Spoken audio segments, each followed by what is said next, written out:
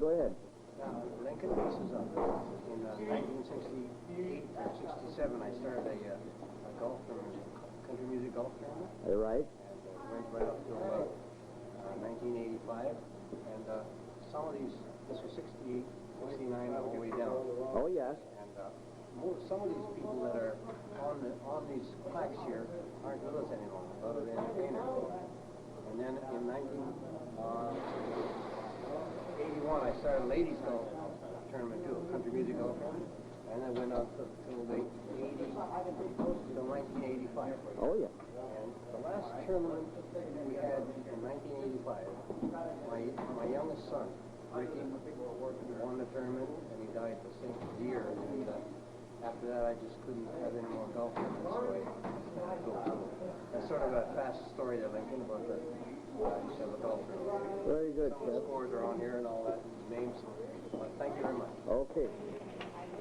This is Chef's 50 years in country music, and also they're celebrating Chef's 70-year birthday at Jimmy Jack's on April the 6th.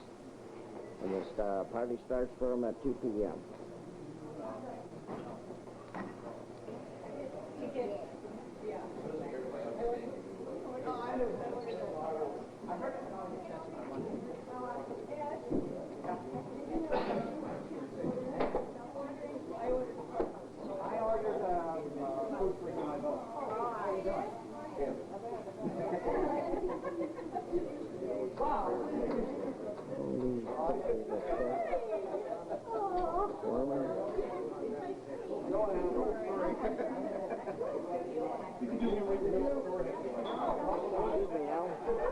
Excuse me.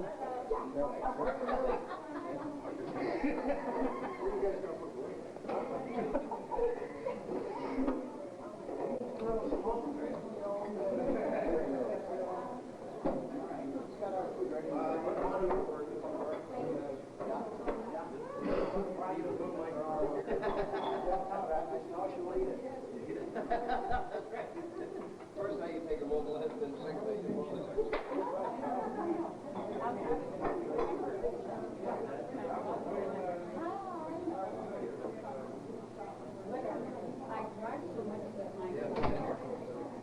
Well, check pictures from when he was on the road, and this is their time to country music. 2 years ago.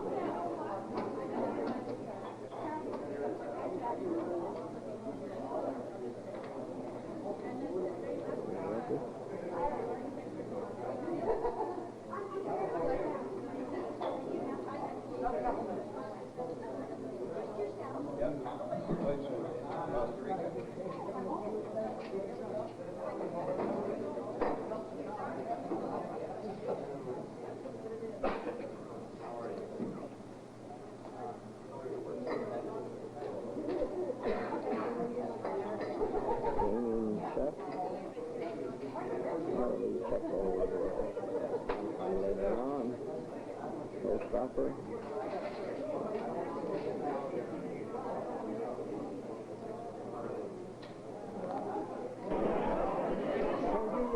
You're getting all set, eh? Yeah. Check 1, 2.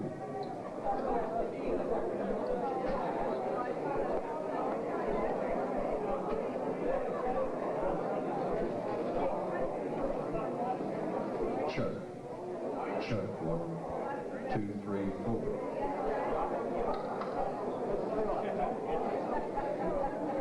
Lauren.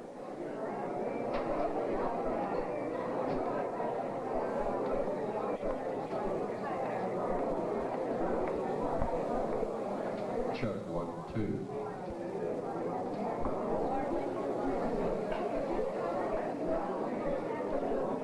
Check.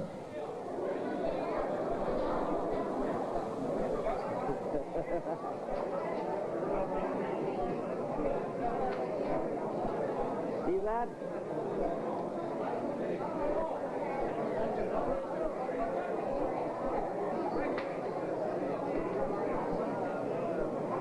Check 1, 2.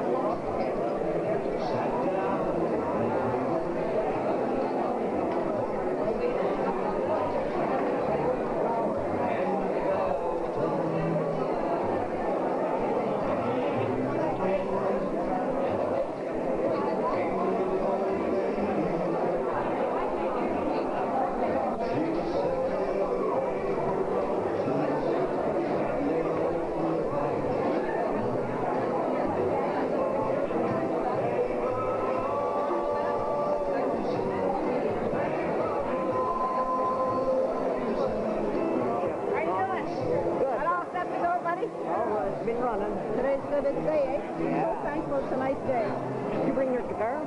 Yes, yeah. I didn't bring mine. Use mine if you want to. Okay. I put it, see where it says coat check right there where the first door? It's on the floor. It's got my name on it. Chef's going to call me up when he's doing his speech stuff, so I won't have to go on the list thing. Okay.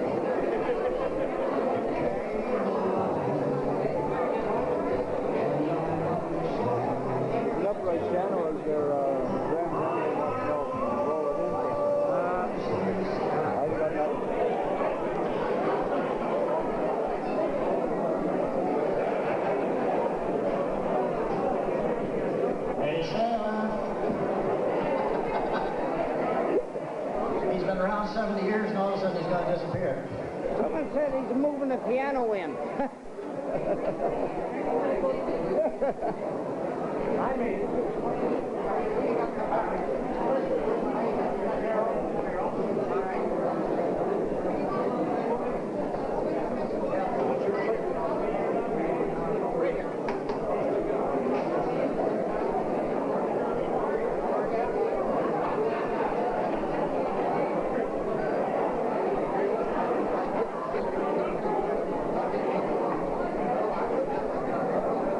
Mickey McGiver?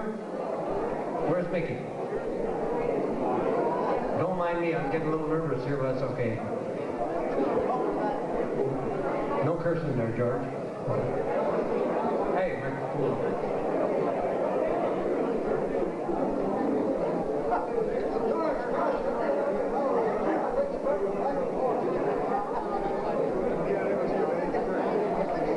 The head table.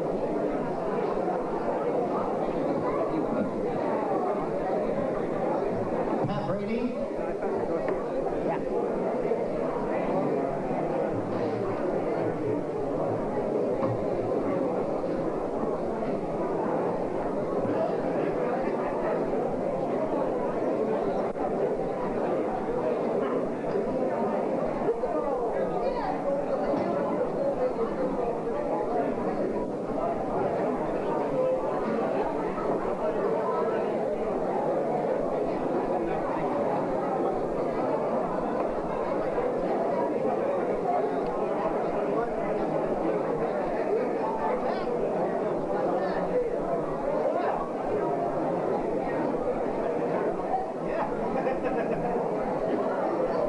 George, you already wrecked it.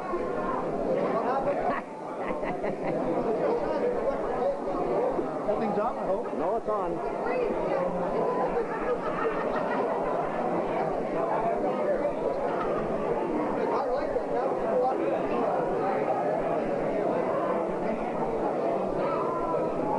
Good afternoon, ladies and gentlemen. For those who don't know you, my name is Ed Garland. I'm going to be the MC for this afternoon, or at least as long as I last. We're here this afternoon to commemorate this young fellow's 70th birthday. I've got a few things I want to point out to everybody beforehand. The first portion of the show today is going to be a roast, and not the kind you eat. With some of the stories I'll probably tell about Chef, you'll probably figure he's in the oven anyway. Hey! Let's all listen! Thanks, Lauren.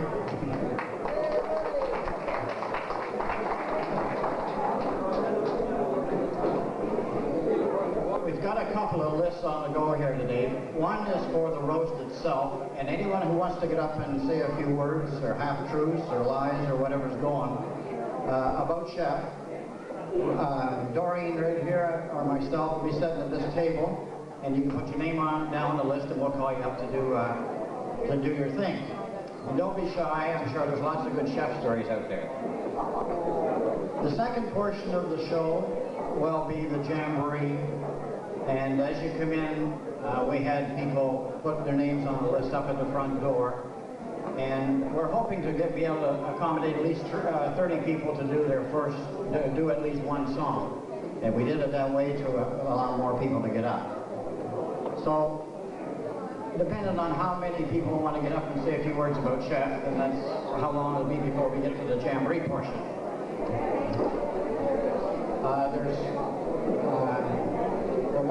I'll point out the washrooms back here, cash bar, and as you probably already know, you can order food through the waitresses who are going around here. At this time, I want to introduce the head table, and these are people that Chef said that he'd like to have sitting at this table for today's ceremonies. My far left here, Mr. Mickey McGivern.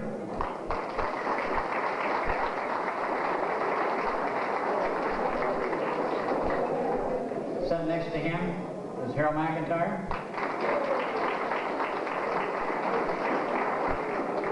Another one of Chef's longtime friends, Pat Brady. Starting over to the extreme right, George Pasher.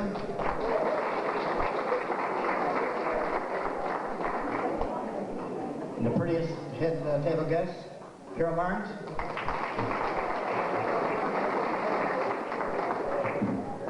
And of course, the guy that's causing all this commotion today, Mr. Chef Adams.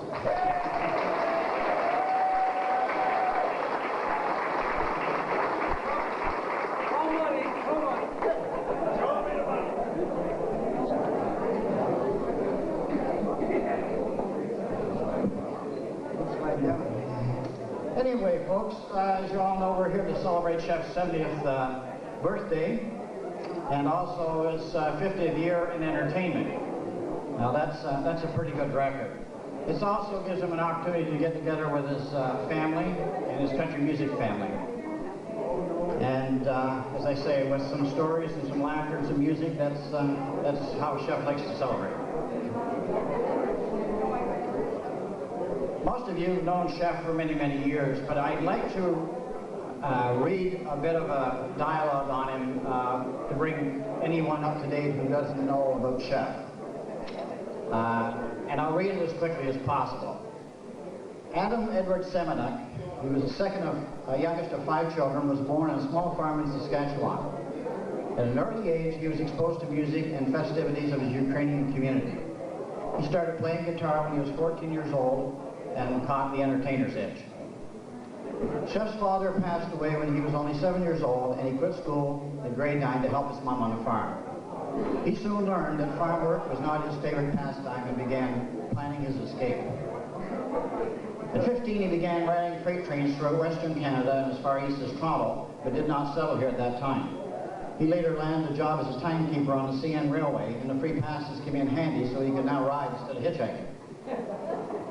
It was during that period that he began writing songs about his experiences. And for a while, Chef worked as in a lumber mill in La Paz, Saskatchewan, but again found this kind of work wasn't his cup of tea. Got fired. Oh yeah, it says that right here. Times were tough, and for quite some time he had no job after coming to Toronto in the late 40s.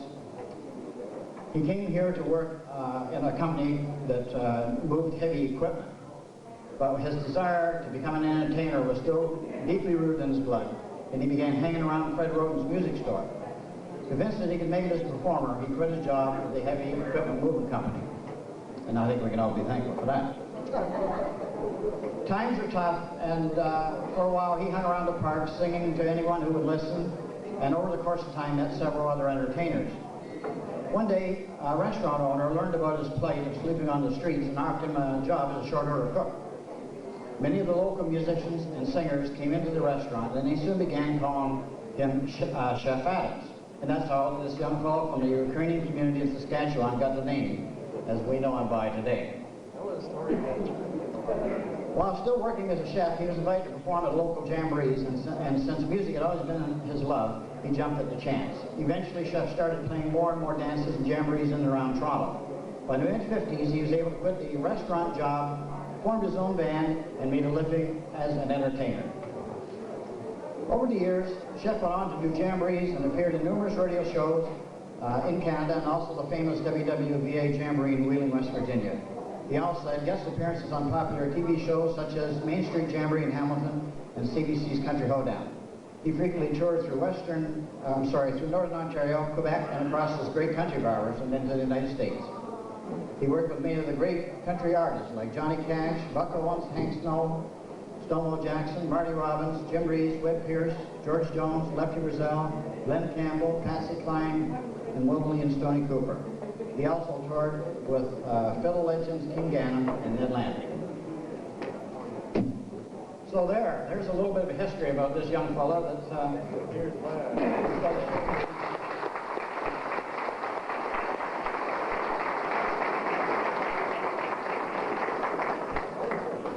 and he still survived.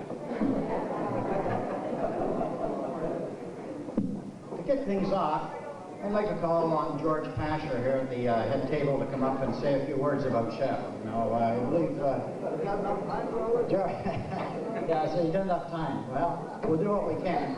In the meantime, anyone who would in the crowd would like to come up and say a few words, see Doreen or I and get your name down here and we'll call you up to say a few words about it. As I say, they don't have to be exactly true, as long as they're funny. Here's George Pasher.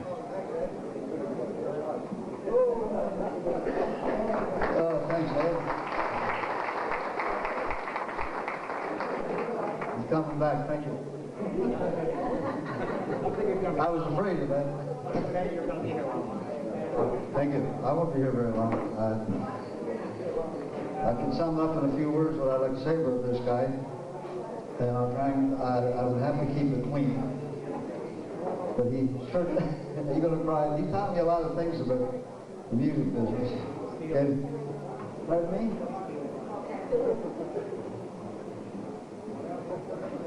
You going to do that a lot? Gave me my first job in 1957. Could you imagine? Some of you people weren't even around then. Link, you weren't here then, were you? 1957 one? Yeah.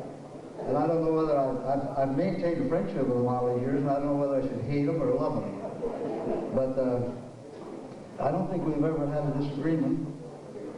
Maybe over who was taking her home, but I don't know.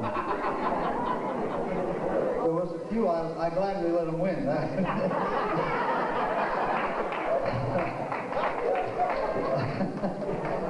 There's one comes to mind. We were working at a place no longer exists.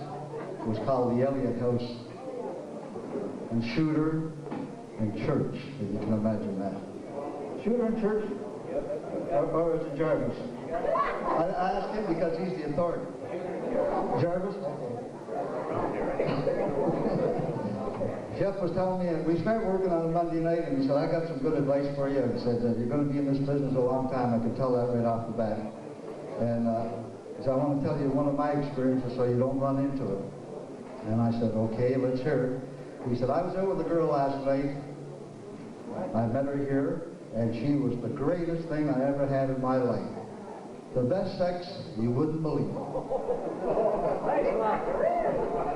Just unbelievable. I think everybody was, she was firm and fully packed. And I was telling her that, how great she was. And she said, well, look, Chef, if you think it was that great, tomorrow night I'll take off my pantyhose.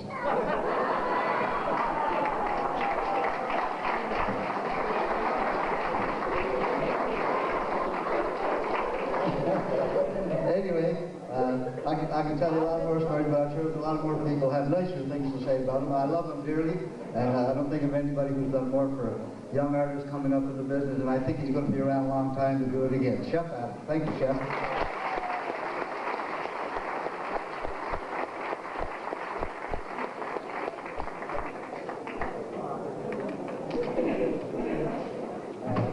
Thanks, George. I told you you had a few enemies. Okay, folks, we're still looking for some people to put their names down up here so we can call them up and say a few words about Chef. I'm sure some of you know some stories. In the meantime, I've got a letter here, Chef, that came in to me. And it says, this is a fine gesture on your part, Ed, for organizing the Roast the Chef event and to honor and celebrate Chef Adam's 70th birthday and 50 years in the entertainment business. Unfortunately, my wife and I were unable to be with you on this joyous occasion, as April 6th fell on the same day as the Barn Dance Historical Society, which we founded and are holding our annual membership meeting. We do take this opportunity on congratulating you, Chef, as one of the finest artists in the business and a real gentleman for the great respect you hold for others. Thanks again for inviting us, and a happy birthday to Chef Adams. Signed, Earl and Martha Haywood.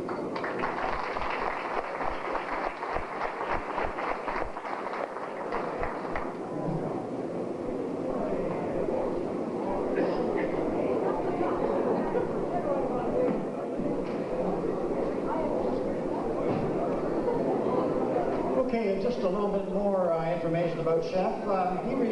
In '56, he recorded his very first single, a song about marathon swimmer Marilyn Bell after she conquered Lake Ontario. The song became very popular on Ontario radio stations and gave his career a tremendous boost. He went on to record a total of 12 singles and 12 albums in his career. We're lucky enough to have our guitar player who appeared on dozens of country music recordings over the years, including several of Chef's. Give a big round of applause to Mickey McGivern.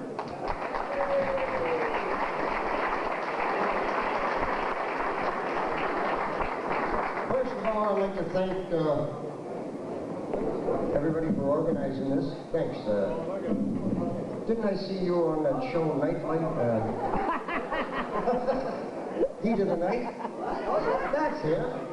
Anyway, I'm going to make this quite brief. I was hired one time by Mr. Chef Adams. We took a trip out west.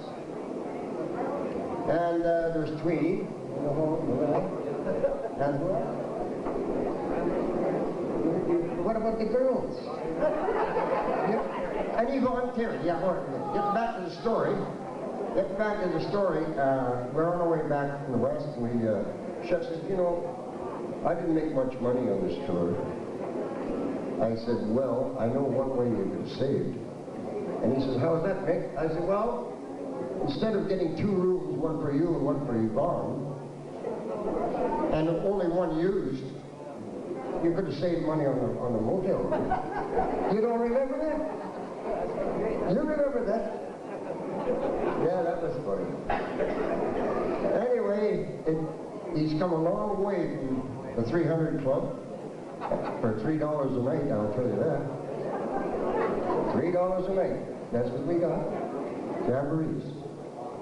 And also I'd like to mention, I've never seen so many old-timers and people I knew through my career.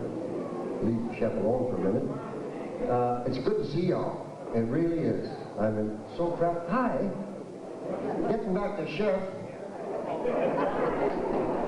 Harold McIntyre told me a real good story about it, but unfortunately I can't tell it. I will at the tables later on. But on behalf of my wife,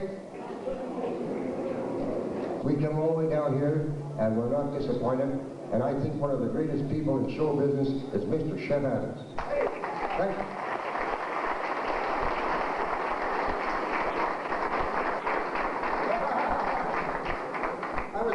Told the truth.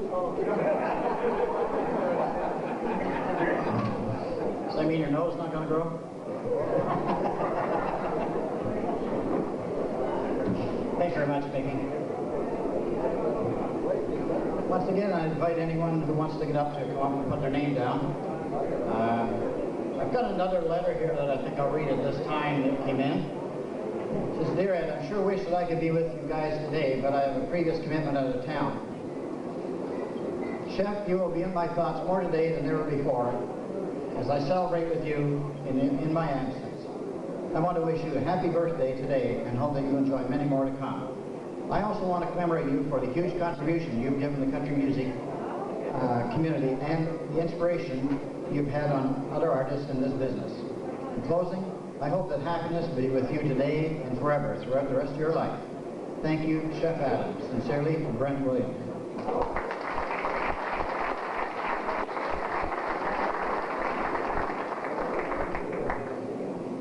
Okay, we have a gentleman by the name of Harold Kirby Arrington that would like to get up and say a few words about Chef.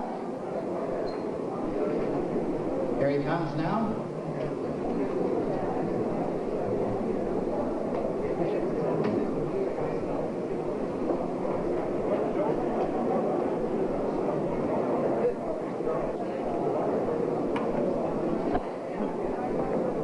Thank you very much. As one of the finest singers I've ever run into in my whole life will tell you, his name is Norman Post.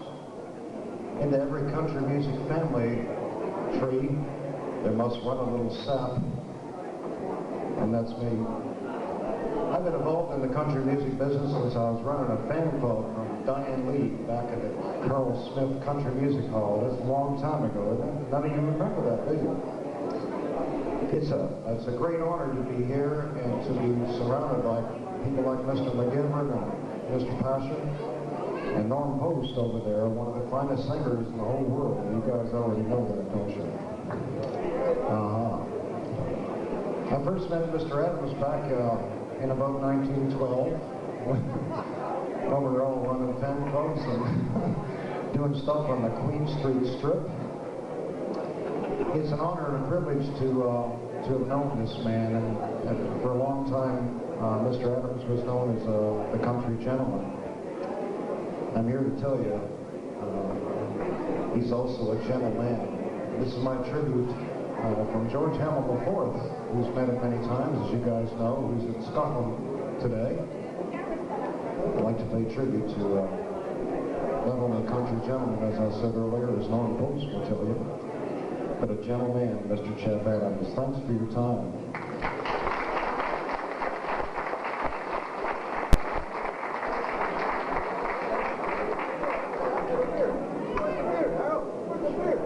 Thanks, Harold. Next up is someone that's worked with Chef a number of times over the years and also with the CCMR. Mr. Gary Hooper wants to get up and say a couple words.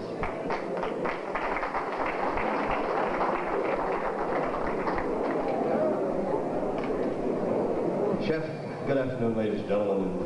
It's a great pleasure to be here with all these people I've worked with over the past 36 years, I guess. And yeah, I remember back in the 300 days, Mickey, we did get $3 a night down there, didn't we? Yeah, I do. I can still remember Harry Eisen walking around that stupid cigar stuck in his mouth. I can remember Chef Adams coming in.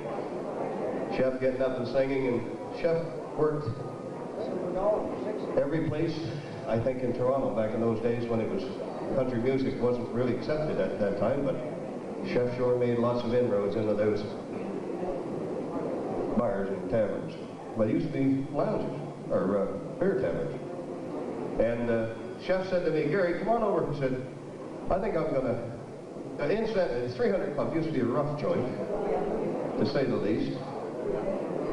And I've been thrown down them stairs a couple times.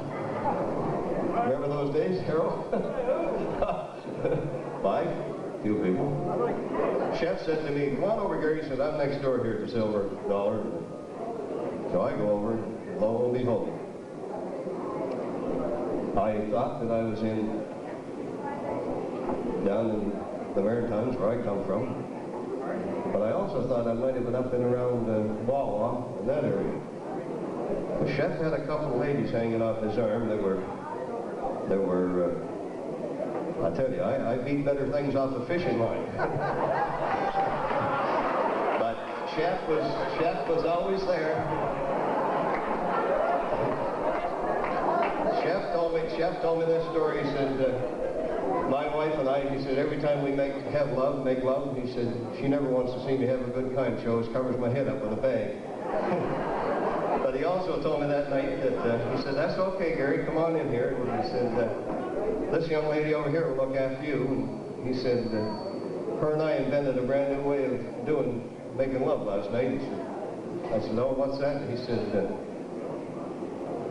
I set up and beg. She just lies down and plays dead. Anyway, ladies and gentlemen, it's been my pleasure to know this man for some 35 to 36 years.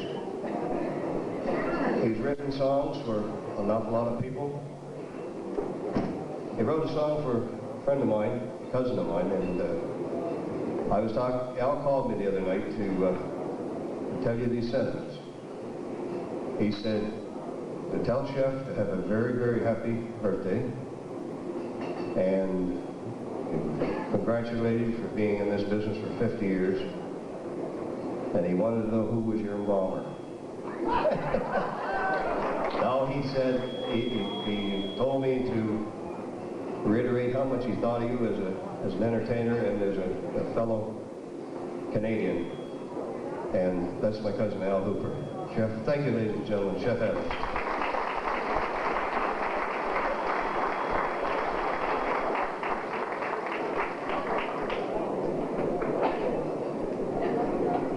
Thanks very much, Gary. Chef, I got a little note here from someone that you probably haven't seen in a number of years. Wendy West called me a couple days ago and indicated that she got the notice a little bit late because she had moved to Acton from, I believe it was Brampton, where she was at before. But she said to express her best wishes for your 70th. And regrets that she couldn't be here with you.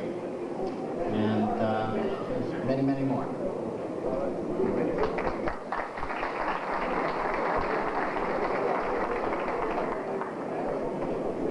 Again, folks, just another reminder, we still can accommodate some more people if they want to get up. Just put your name down over here. For those that may have not heard me the first time, the second portion of the show today we're going to be doing, or it'll be a jamboree. And for people that have put their name down when they come in the door, then we're going to have them up to do a number. And if we have more room after the initial 30, then we'll just keep going on the list type thing. Anyway, getting back to business at hand, we have the president of the Bondhead Fiddle Club, Rose Ott, who would like to get up and say a few words now on behalf of Chef. Rose?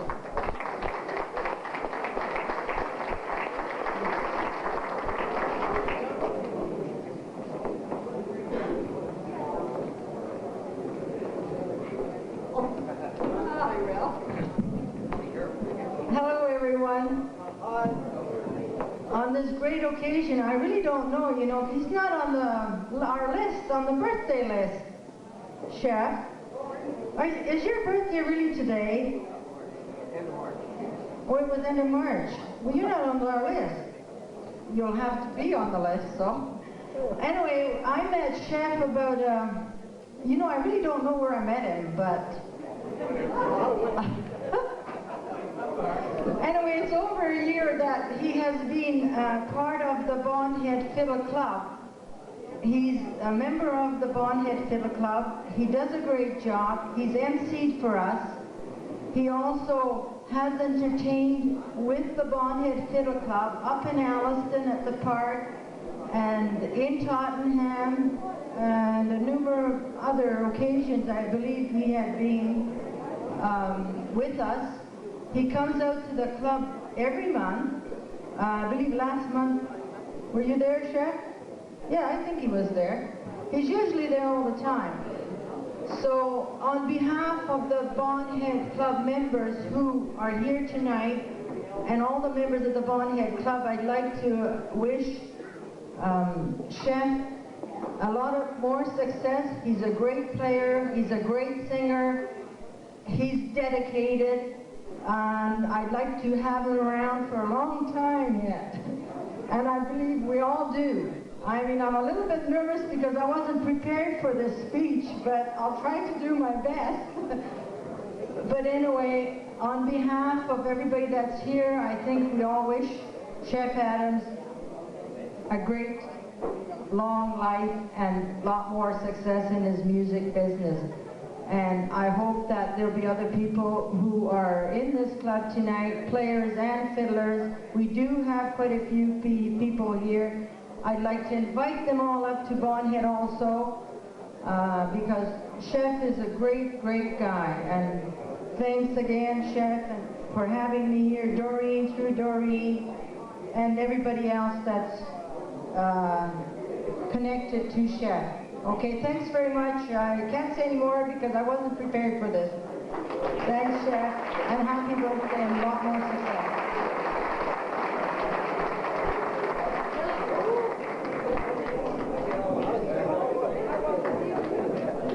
Thanks very much, Rose.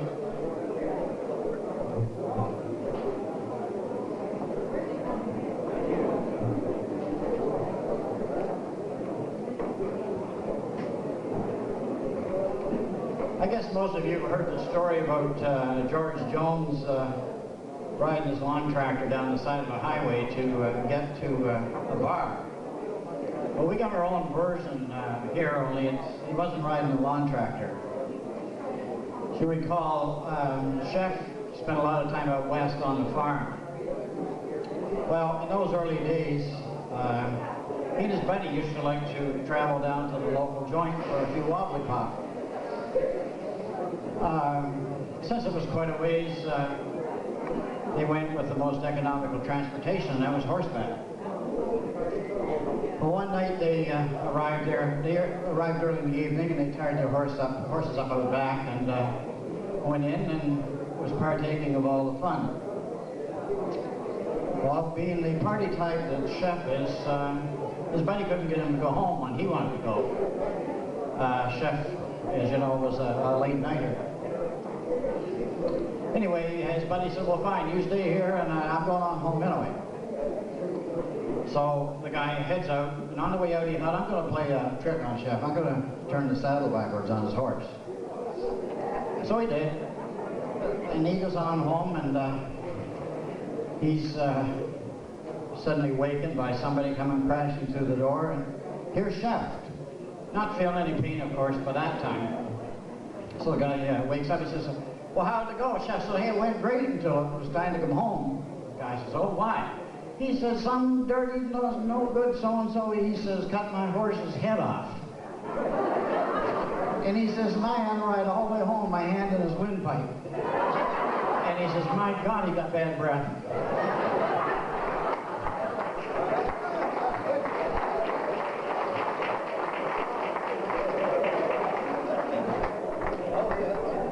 I told you they could be half-truths. Okay, next, someone wants to go up and give a few words to Chef is Mr. Dave Vanguard. Dave, come on up.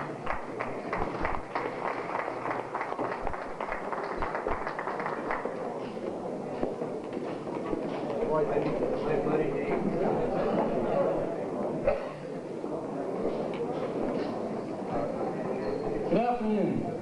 Many years ago, when I was playing the hotels down around the Queen and Parliament areas, Chef was also on the road at that time playing some of the more elite places. The one that comes to mind, we were playing at the Columbia House out in the West End.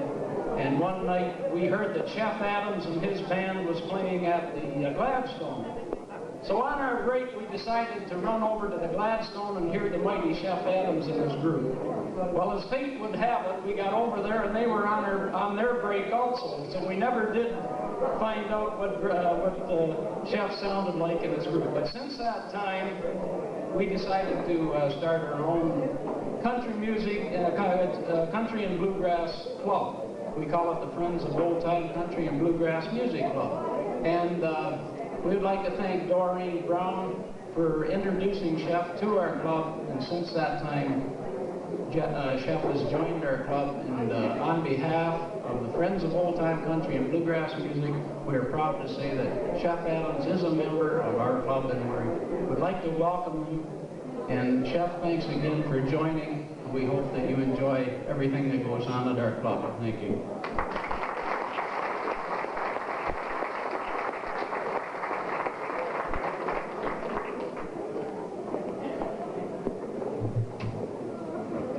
Thanks very much, Dave. Next we'll go to the head table, I guess, to get Pat Brady up to say a few words here to about Chef.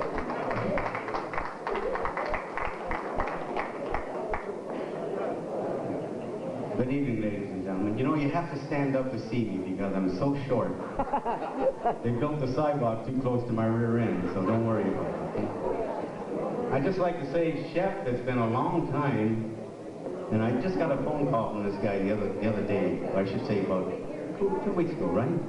Something like that, anyways. He invited me out here to say a few words about him. There's not much I can say, though, except that whenever we used to go from one club to the other to see each other perform, like sometimes you're on a break or something like that, but we used to have a lot of nice parties. Way back in 1947, I think was about the time when I met you. 48, log cabin days. How many of you folks remember the log cabin? That was the good old days, right? Really terrific. And the only thing is, I only wish I was born, say, another 30 or 40 years later again. And I would have had the privilege to come into a club and play for all you nice people. Because it would have been nice. Right now, I'm just doing seniors' homes. No more. But enough about me. We're here to honor Chef today. And I noticed George there. I haven't seen George for a long time. How you been, George? I haven't seen you since the last motel we were in. We had a party one night, you know, George and I. We danced and danced and danced all night long, but we only had some girls. It would have been beautiful. Anyway, I'm not the MC of the group, believe me. I am not. I used to stay in the background, do the singing, do the comedy. My brother was the brains of our outfit. He used to call Pete Brady and the Playboys. So give a nice big hand to my brother Pete Brady at the bar there. He's quite a few years retired. But if it wasn't for that man, King Gannon would never have got where he got, because he's the one that led him on. He used to be his agent, booked him everywhere. But he didn't listen to the last request he gave him. Don't leave CBC. Anyways, I'm going to keep this short because I don't want to stay up here all night. I just want to talk about Chef. I'm just trying to think of any bad things that we used to do to one another in order to get an engagement. We used to undercut one another to get an engagement, to get in ahead of the other guy. How many times everybody did that, eh? Anyways, there's not too much I can say except the Chef told me one day, he called me, said he's going to get married again. I said, you're going to get married again? He says, yeah. He says, well, you're 68 now. This is about 4 years ago. He said, how old's the girl? He says, about 18. So I told him, I said, don't you know that approved fatal? He said, so what? Let her die. I want to thank you very much and thank Chef for having me here today. And nice to see George, Mickey, and Howard. Thank you very much.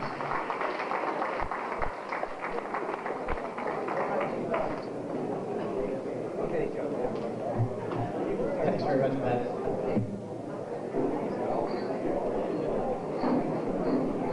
Chef, I got another letter here to read to you. It says, Dear Chef, sorry I can't be with you to celebrate your 70th birthday and 50th year in the entertainment business. I have good memories of working with you 30 years ago at the Rideau Hotel in Smith Falls during the live radio shows we used to do there. It was great running into you again at the Classic Country Music Reunion in Lindsay. Nice to know neither one of us has aged a bit.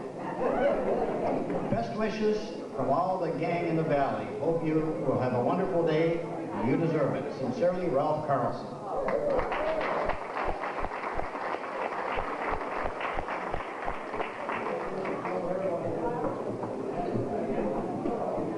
Okay, folks, many of you have heard this next guest. He was formerly on CHOW and Welland. He and his wife Gwen have recently moved over to WXLR 1300 in Buffalo.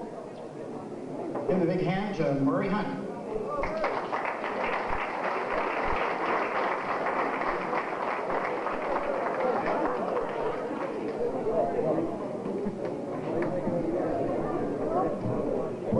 What call letters did you use for us?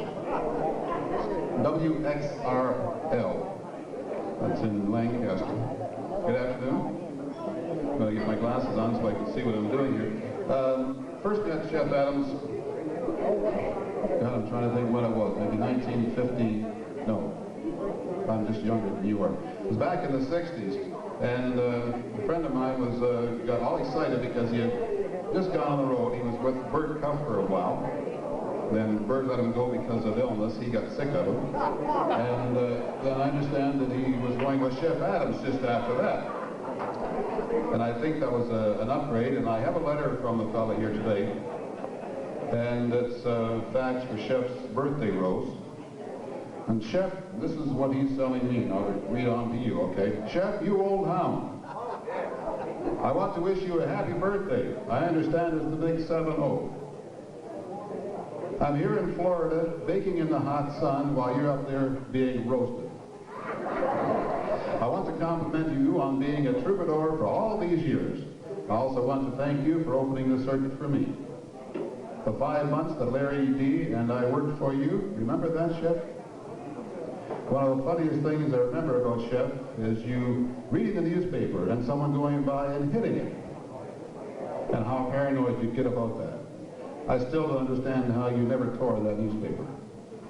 Wishing you many more healthy and happy years and looking forward to roasting you on your 100th. Happy birthday, Chef. Sincerely, Winston James.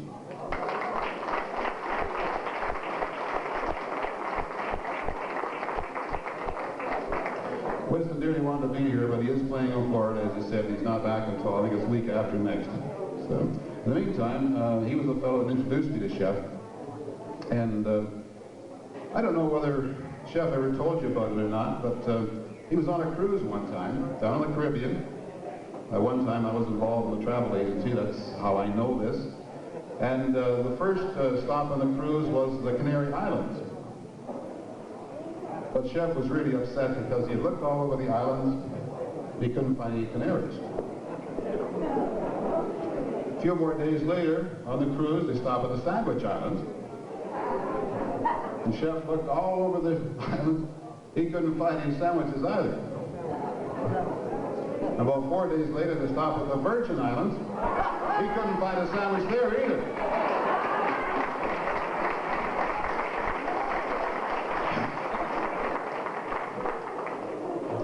I had a dream about Chef the other night. I had a dream that he, unfortunately, he passed on. But to get in, he had to answer some questions. The first question was, Chef, how many days of the week start with T? Chef said, I don't know, I'll have to think about that. Can I come back? And they said, sure. We'll go to the next question. How many seconds in a year? Chef said, God darn it, I don't know, I'll come back. And finally, the last question, he said, and what's God's first name? Chef said, no. I don't remember. I can't tell you that. I'll come back later. I'll come back this afternoon. And in my dream, sure enough, Chef came back later in the afternoon. They said, well, let's answer these questions now. How many days of the week start with T? The Chef said 2. 2, today and tomorrow. Well, all right, I'll go along with that. Can't argue with that. He said, but how many seconds in a year, Chef? The Chef said 12. Said 12, how do you arrive at 12? January 2nd, February 2nd, March 2nd, April 2nd. Well, they said, fine, Chef, you got through that. Now, what's God's first name? The Chef said, Andy. He said, how in the world did you arrive at Andy as God's first name? The Chef said, well, it's in a song. Andy walks with me, Andy talks with me.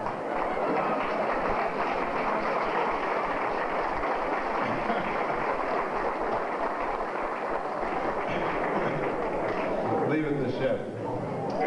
And you know that anybody and everybody that, and I know Chef has a dog, I saw a picture of at least one dog, possibly 2 on an album, and everybody wants to call the dog Rover or Fido or Skippy or something like that. But Chef, being different as Chef is, he decided to call his Sex. Unfortunately, Chef found out, as I'll tell you later, that this wasn't the best name he could have used. One day he took Sex for a walk, and he ran away from him. And he spent hours looking for that darn dog. And I came, cocked him up to Chef and said, "What are you doing in this alley at 4 in the morning?" Chef said, "I'm looking for sex." The engagement's up next week, I think it is it not?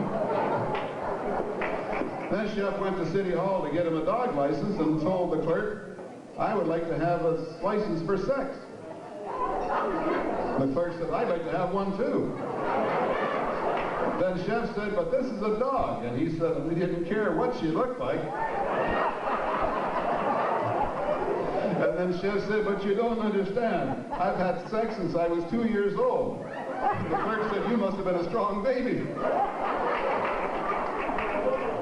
Well, Chef and his wife split up for a while, and when they went to court to fight for custody of the dog, Chef said, "Your Honor, I had sex before we were married."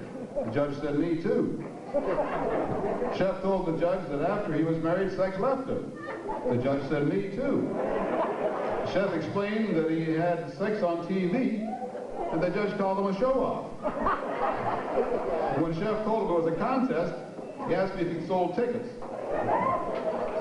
He tried to explain about the time when his wife and he were on their honeymoon, and they took the dog with them. And when he checked into the motel, he told the clerk that he wanted a room for his wife and him, and a special room for sex. The clerk said that the hotel was for sex, the whole motel. And Chef said, "You don't understand. Sex keeps me awake at night." And the clerk said, "Me too." Chef, happy 70th. It's been my pleasure.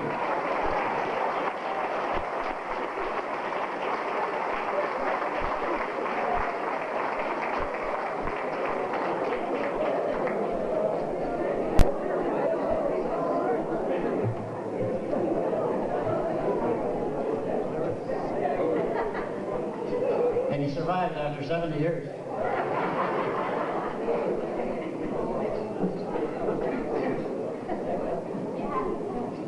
Chef, another lady phoned the other day, one of your longtime friends, and she had planned to be here, but she called to say that she ended up with some health problems and had to go into the hospital. And she said to wish you a very happy birthday and many more to come.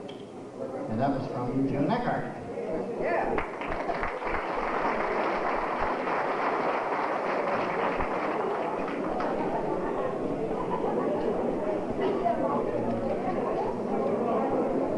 Okay, Chef, here's another one. I'm very grateful that you are organizing, or they are organizing a roast for you today. He says, "I have known Chef for a number of years, and I also worked with him for a short time. Although I have no lies, truths, or half-truths about Chef, I find that hard to believe, but anyway. I always knew that if I were in need of work throughout the years, I could phone Chef, and he seemed to know where to find it. As a result of getting some work with and through Chef, and his being an all-round nice guy, please give him my best regards with many more years to come. Unfortunately, I will not be able to attend the roast for two reasons. One, being a cancer patient, and I may need more treatment during that time. And second, if I am well enough and able to work, I am expected down at the home show. So pass on my best wishes to Chef. I remain yours faithfully, Moses Edwards."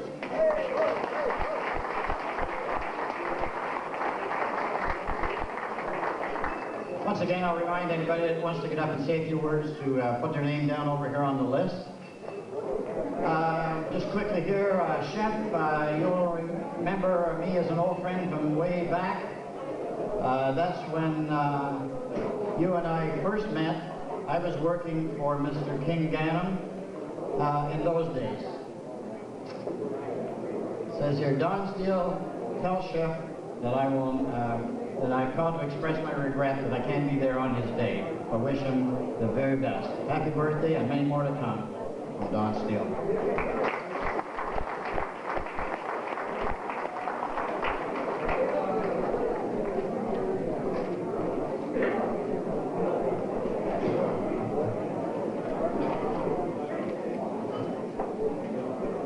When I began putting this, or talking to people about putting this, or in the entertainment committee to put together this show, I kept hearing the accolades like, "Chef always gave the little guy a break. Or Chef gave me a chance to get up and do a song even though I was a nobody. Or he was never afraid to let a singer get up and sing a few songs, and so on. And I'm sure other people have heard that line over and over about our honored guest as well. Some of you were even hired to play in his band. Harold Mcintyre, how about coming up and telling us like working for this crusty old guy?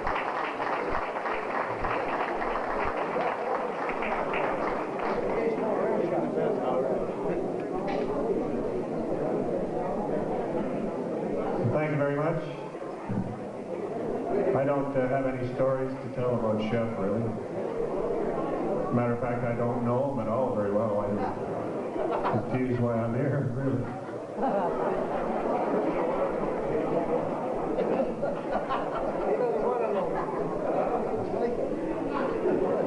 I actually learned a lot from Chef Adams. He gave me a chance to play some bass for him a few times out around Wallaceburg with Ronnie Lane and some other good musicians, and we had some good times, got out to play some golf. Learned that there was something else to do during the day besides sit around and play pool in the bars and drink beer and stuff like that. And get outside and get some sunshine and play some golf. Breathe. Fresh air. And other than that, I don't really have a lot to say about Chef. He's a great guy, and I'm glad to know him, and I'm glad I got the chance to perform with you. And see, another thing that you taught me was how to speak to an audience, I'll tell you, and how to carry on. Supposing the bass player broke his string, keep the show going. You know? Chef Adams, happy birthday, Chef. Glad to be here.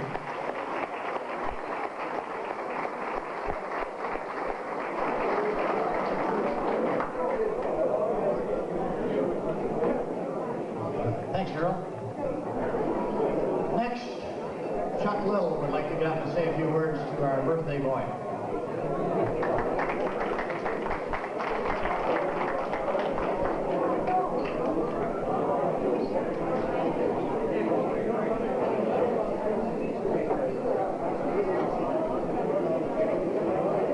Yeah, we're talking about, oh, this is going to surprise Mickey McGivern. Yeah, Mick, remember Mel Tillis? Remember you took me over to Mel Tillis? Yeah, you remember that, don't you? Well, we had a problem. I don't stutter anymore. I lost it. Anyhow, going back to Chef. When did I meet him? I met him behind Fred Roden's bar. Smokey Powers was there. I had the opportunity. Yeah, my kids went to school with his kids. My daughter went up with one of his boys. We were almost related. Almost got related. Which wouldn't have been bad. I also had the opportunity to work with a very, very good entertainer, very, very good friend of his, close friend, Slim Andrews. And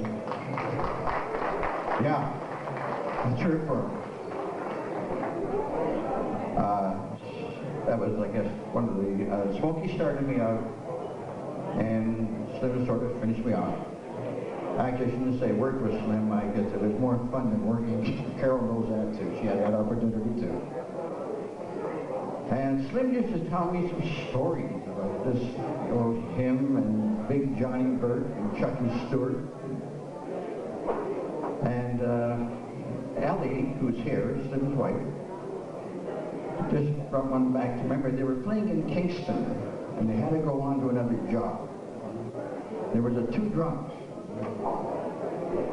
and they wanted to buy one of his albums, but there's only one album left. So Chef says to Slim, we got a problem here. We have a problem. We've only got one album left. Slim says, that's not a problem. So he sells the one drum the record, the other drum the jacket, and the Chef says, get the hell out of here quick. You remember that one? Hang the 300 Club, yes, that's where we all got started. Good time, $3 a night, you got it. But I had the opportunity to play with some of the best musicians in my entire career. And I would like you all to get up, give Chef Adams a big round of applause. He has a hell of a lot for country music.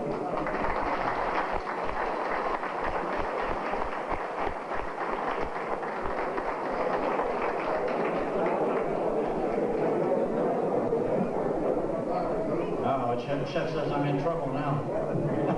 I think he's been there before a few times over the years.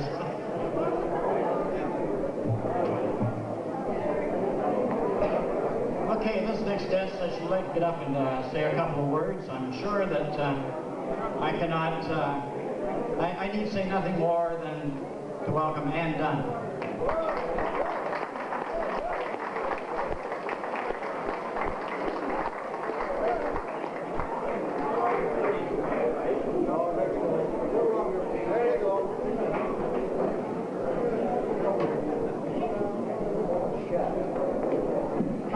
Only 1 minute. I want to guarantee, no, first of all, I want to say I'm glad that Chef Adams turns 70 before I do next year.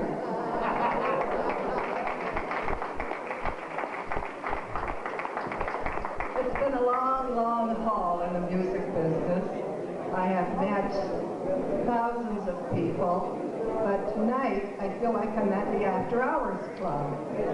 Really, I mean, there's a lot of faces here I haven't seen in a long, long time, especially Mickey McGivern, Harold McIntyre, Carol Barnes, and George Pasher, and of course, Chef Adams. I want to say that I do know a lot of things about a lot of people.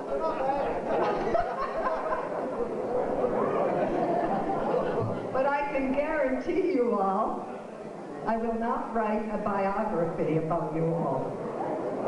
It stays up here, and I think the bites in my head are gone, so I won't be able to remember. Anyway, congratulations, Chef. It's been a pleasure and a delightful time here today. Thank you.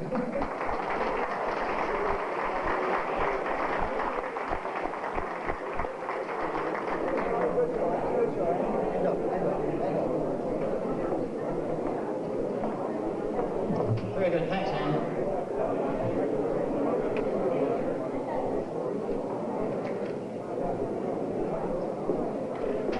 Okay, folks, got another letter here. Says, dear Ed, thanks for your invitation celebrating Chef's birthday and many years in the entertainment business. Fortunately, I'm out of town on a special day as I'm doing a steel guitar concert in Grand Rapids, Michigan. Having been associated with Chef, the country music business for many years, one of the main qualities I admire about him is his calming disposition. He always seems to be very in control. He looks it too, doesn't he? Even when I knew him, knew that he may have been upset with the situation. Always gracious with his comments, he is a constant gentleman. Another quality would have to be his having a big heart. As I know, in years past, he would always try to give a picker a job or try to replace or place him with somebody. Yes, I can remember playing the Silver Dollar Tavern on Spadina with Chef, and I even got a record with him over the years. That's Silver Dollar, that goes back, isn't it? Chef has always been a good, big promoter of country music. I remember a time approximately 30 years ago when Chef chaired a meeting with many of Toronto's country music people gathering on a Sunday afternoon at Ann Dunn's Matador Club, where they elected to send Johnny Burke and myself to represent the country music community at the Toronto Musicians Association election of officers. And we wanted, at that time, to make our presence more respected in the union office. These are just a few highlights of my memories and thoughts about Chef, one of our mainstays of country music in Canada. Have a great day. Sincerely, L. Briscoe.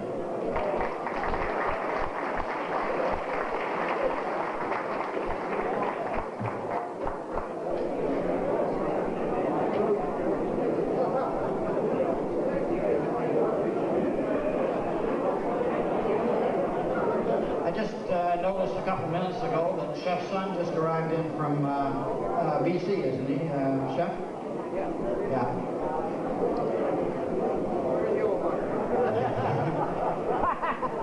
Where's the old fucker? Yes, Randy's here. His other son, Derek, is here. Daughter Robin and Tracy. So Chef's having a good afternoon. Not only is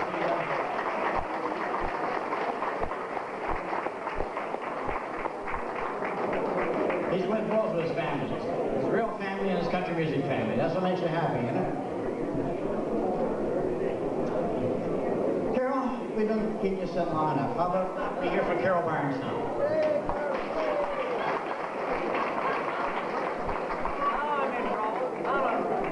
Now you're in trouble.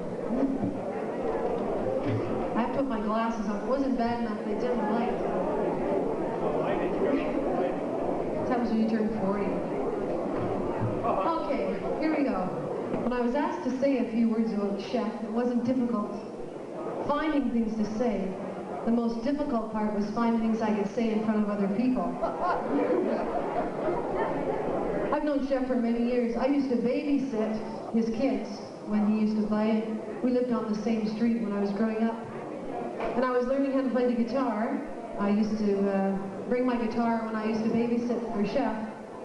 And his kids, I'd play for his kids, and his kids would say to me, "You're all right, but you're not as good as my dad." Every time I used to break a guitar string, I would run down to Chef's. I had no money. He'd always give me a guitar string. And then years went by, and I bought a house, and again, I lived on the same street as Chef. It was fake. Over the years, I worked with Chef on different occasions, and then finally, when I got off the road, I joined Chef's band for a year. We had a lot of laughs, a lot of fun. But one incident, I can't let it go without telling you this incident. It was Chef's birthday, and Chef had pretty much quit drinking by that time, but for that night, he decided he was going to drink again. We were playing in a club, the Duke of York, and I was standing in the bar after about the second set, and somebody grabbed my rear end. And I turned around, and there was Mr. Adams with this Cheshire Cat look on his face. And, yes, you. Yeah, well, I remember. Anyway, the rest of the night was spent dodging Chef around the bar. And the next morning, next day, we had another gig at the Shamrock. Chef came in sick as a dog, came up to me and said, "Carol, did I do anything that I need to apologize for? It was my big chance." And I said no, because I felt sorry for him. Anyway, I feel very privileged. Thank you. I feel very privileged when Chef called me and asked me to sit at his table today and say a few words. Everybody gets so busy in their life that they don't get enough time to see each other. It's great to see everybody, especially you, Mick. And it's kind of sad that we don't see each other. But on the good side, if I ever break another guitar string, I know where to go. Thank you very much.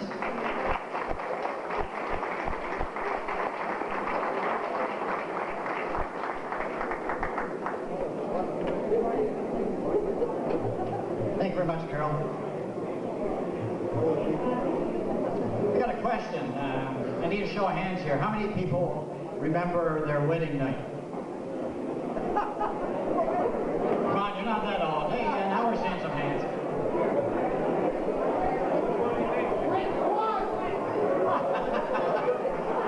I knew I was going to hear that. Which one? It doesn't matter. Would you like to know what happened to Chef on his wedding night?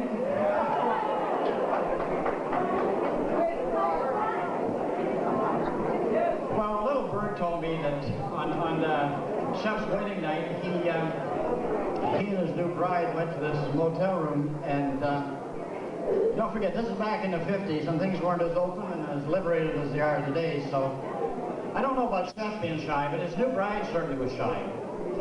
So Chef, being the gentleman, recognized this, so he finally said to her, "Listen, I tell you what, you take your suitcase, you go over in that corner and get undressed with her nice blue negligee." Anyway, when she opened up the suitcase, she found out that her mom had packed a pink one instead of a blue one, and she says, "Oh no, it's pink and all wrinkled. Chef said, I thought we agreed not to peek.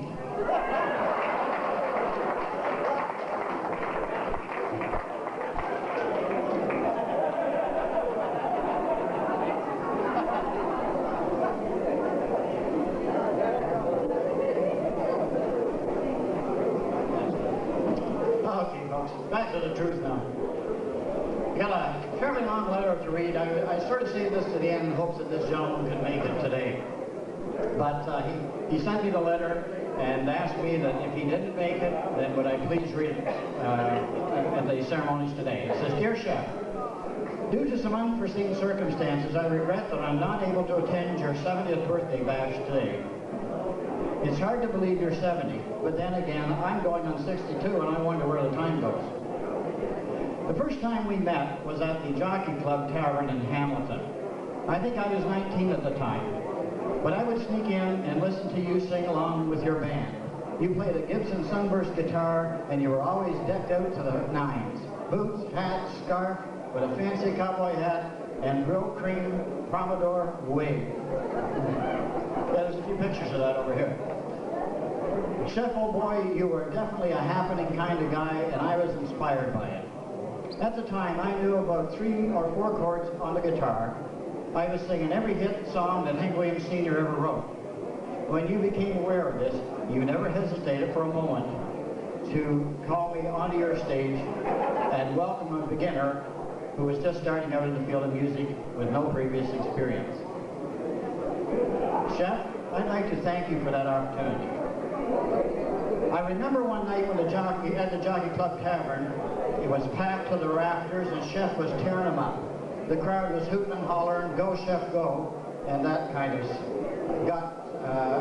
and Chef had that, I've got them in the palm of my hand look on his face. He was certainly filled with confidence. I just knew he was thinking nothing could possibly go wrong tonight. But little did Chef know, his fly was down. It was gaping wide open, and then the horse was almost out of the stable. Good God, what an entertainer's nightmare. What did Chef do to deserve this? I guess you could say that's one night when Chef decided to let it all hang out. Right now, Chef is probably racking his brains trying to remember about this incident, so I won't go any farther. Tonight is his birthday, and he's being roasted by friends, and that's exactly what I was doing. The story above was not true, but I hope it got a few laughs at Chef's expense. Happy birthday, Bud, and many more. Signed, Dallas Harms.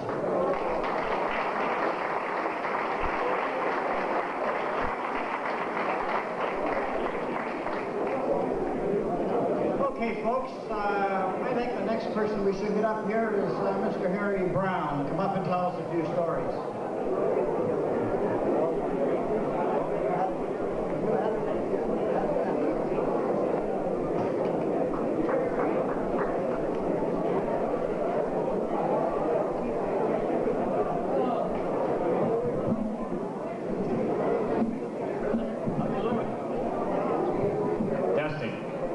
Very much. Good evening, ladies and gentlemen. And my God, it's good to see. This looks like the last supper of the original cast down here, you know. I don't think I've had so much fun since my mother-in-law caught her breast in the ringer, but I'm telling you. Now, I remember Guy Lombardo with the sweetest music this side of heaven. I used to go down and watch Harold McIntyre, George Pasher, and Chef Adams, and listen to what's on the other side. And I'm telling you, it was great to be here. I remember Chef many years ago. You know, he was a good chef at one time, and he was doing a good business until the owner walked in one time and they saw a cockroach shooting at a roll aid, so he got fired right there, and that's what happened. But I have a great time with Chef. I remember one time we booked up for 2 nights, and the first night he snored so much he'd cut down a red force, and I couldn't sleep awake. But the second night I got even. Just as he was going to bed, going to sleep, I kissed him. Then he spent the rest of the night watching me.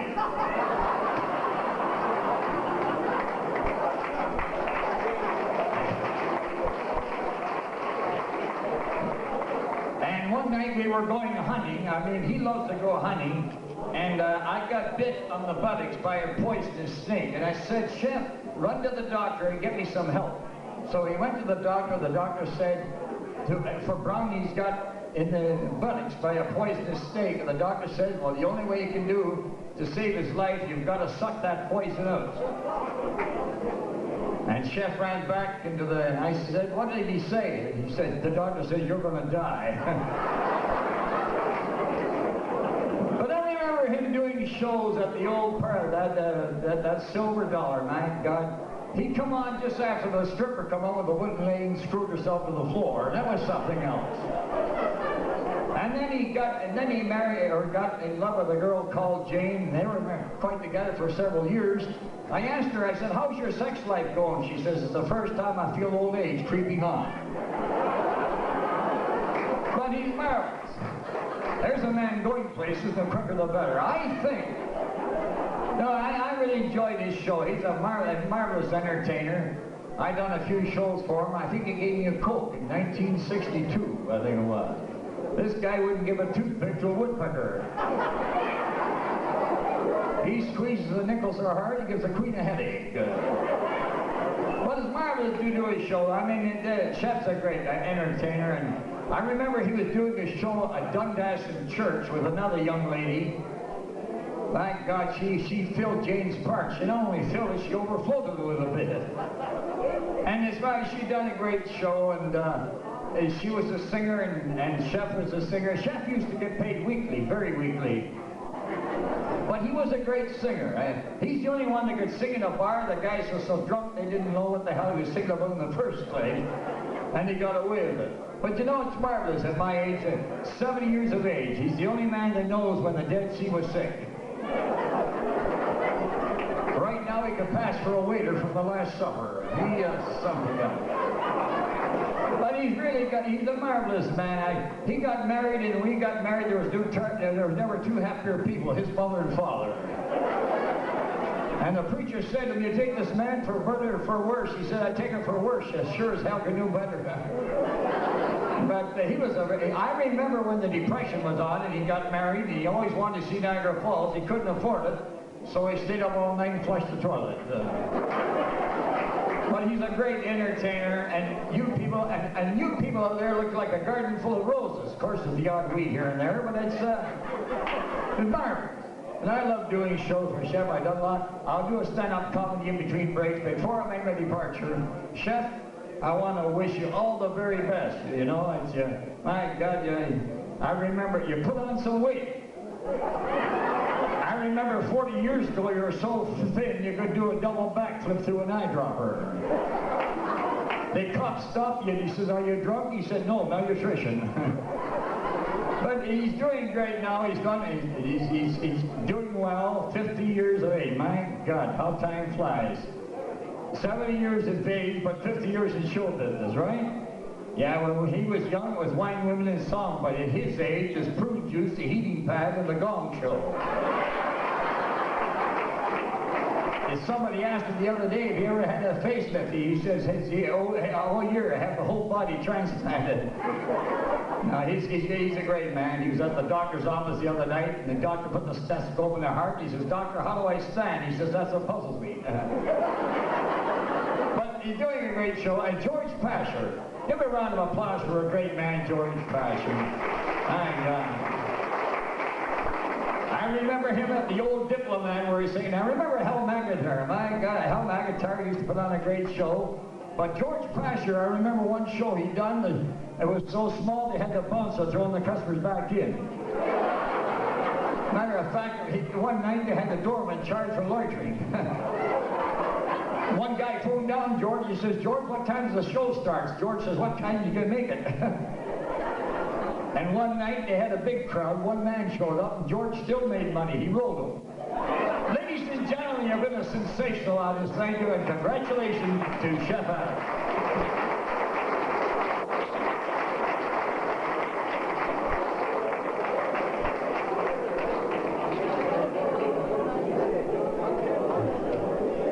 Speaking of hard acts to follow.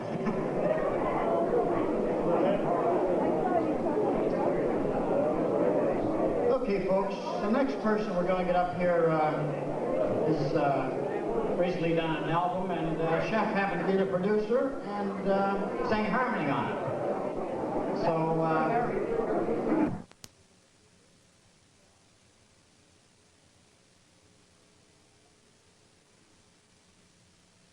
our hearts in that area. Chef and I have been playing and singing the last 2 years, different places, benefits, fiddle clubs, and so on.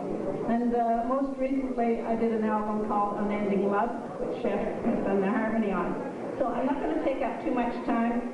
I just have to say, 40 years ago or so, when I first met Chef, little did I know that today we'd be celebrating a special day, his 70th birthday, and all these years in country music. I can't think of anybody that I know any better as my friend and my buddy, and we all love him.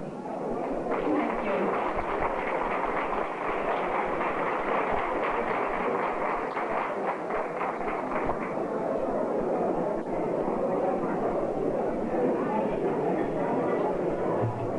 Thanks very much, Doreen. Okay, the next person that would like to get up and say a few words right now is a gentleman by the name of Uncle Buddy. Come on up, Uncle Buddy.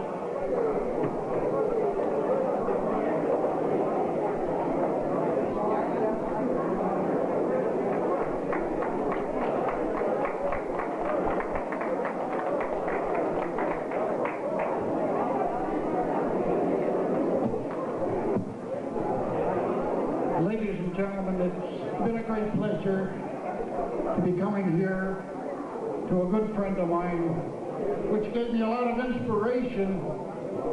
I was in the hospital bed when he called me. I just had myself 4 bypasses, but I just could not refuse to be here to a good friend. A man that will live on. His name will live on in Canadian country music. We love this man, and I know you all out there love this man, Mr. Chef Adams.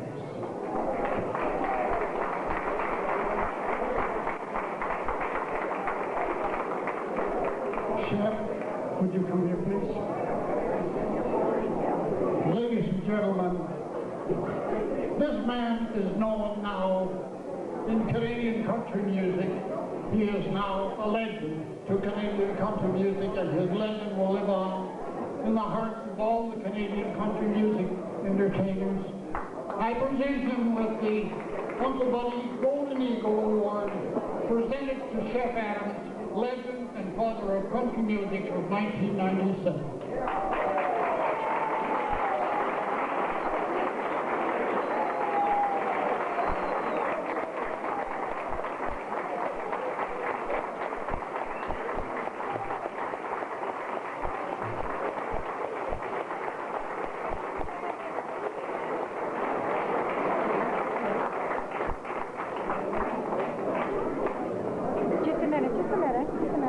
Thank you. I think I'll put on my hat in case there's a tear or so, folks? Buddy, I want to thank you very much for bestowing on your behalf a trophy like that. It makes me feel really great, and I hope that I deserve it, and I appreciate it very much. Thank you. Give Uncle Buddy a nice hand.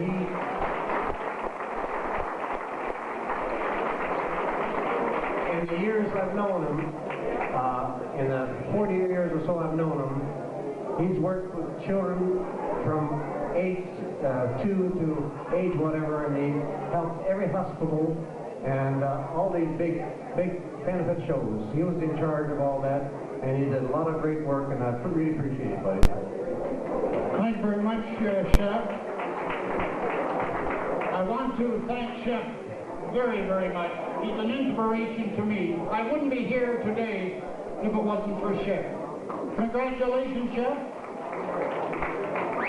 And we love him.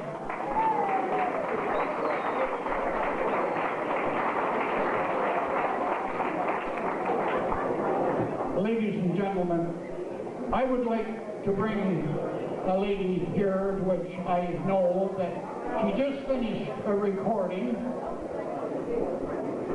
I've known Doreen, and Doreen is a beautiful person. She has earned her popularity right now in country music, and I would like to present her with the Golden Unicorn replica, but of the Silver Unicorn Award of country music. Could you come up here, Dory?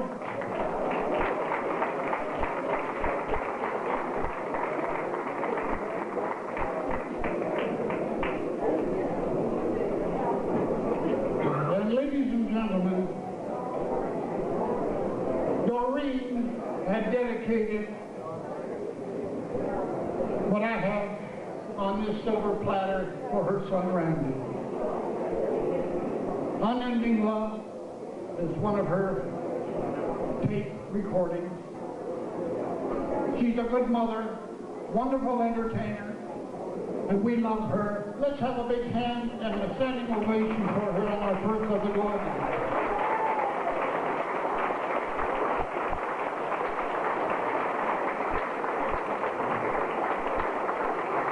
Doreen,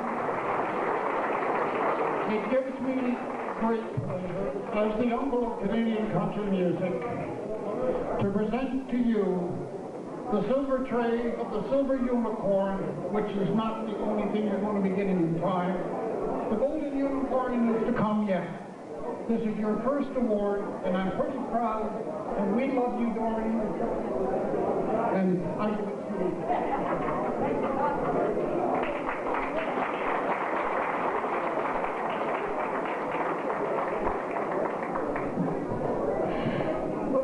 Say when you do radio shows and work with the public and do things in country music, and boy, I guess all I have to do is say I'm human. I have a few tears.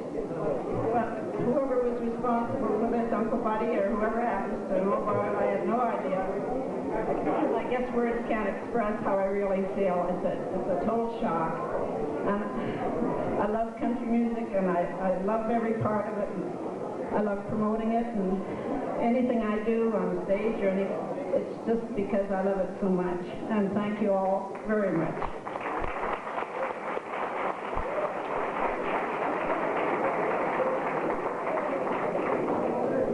Well, don't you think she's a beautiful person? I do. And congratulations, Doreen. I notice in the audience there's a lot of old faces that I have met over the years in country music. I remember one gentleman that's sitting beside me here come in to one of the taverns at one time with his guitar over his shoulder, his old country western hat, and a knee out of his dungarees. My old friend Harold Mcintyre. He come in and he said to me, Uncle Buddy, do you mind if I have the band back me up? And this was at our place. I remember that quite well. And I'm pretty proud to see where Harold is right now. I listened to his numbers, I've got his numbers, and especially Hello, George. That is a song that I really listen to a lot, because that was one of his favorites. And now, ladies and gentlemen, I would like to bring up to the microphone a very, very close friend. Well, all my friends are here. But another good, special friend, Mr. George Pasher. Would you come to the mic, George?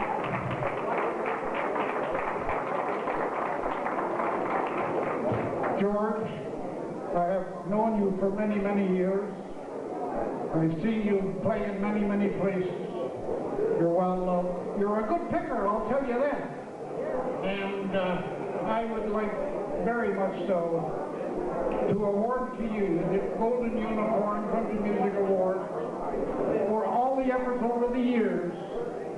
Congratulations, George.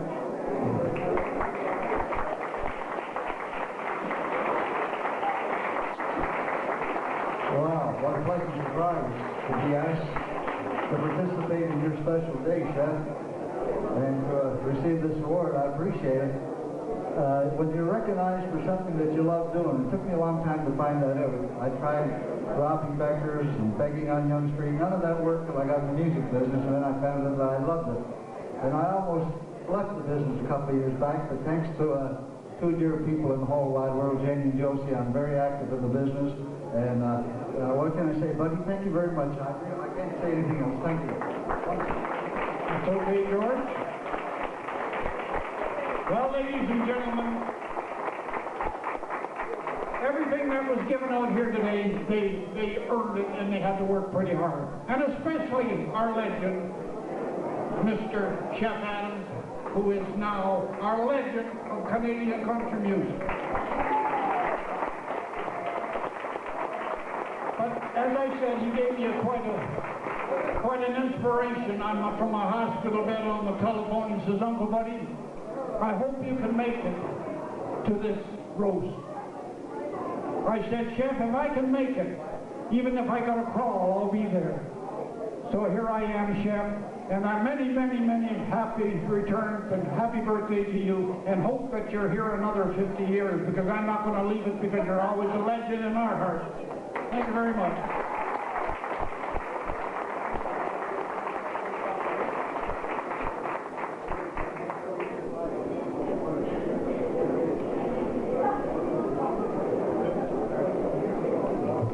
Thanks very much, Uncle Buddy. It was great. Well, is everybody having a good time? Chef likes to hear that. Well, we're sort of winding things down a bit now, folks, in this portion of the show. I just wanted to mention that we have some displays over here of Chef. And as you know, if you notice some of his early publicity shots, he was the bad-looking dude. No wonder he got the girls all excited, both on stage and off stage. I mean, backstage. Let's face it, Chef was a ladies' man, and and he really didn't slow down even in his middle age, you know. But thank God, or whoever, maybe I should thank his lady friend for settling him down, but he's got a steady lady now, and it's probably about time. At his age, we wanted to be around for a while longer, yeah. But over the years, as I say, being the ladies' man he was, he handed out a lot of keys to people, so at this time, I would like all the ladies in the audience that Chef gave a key to many years ago, please bring them forward now.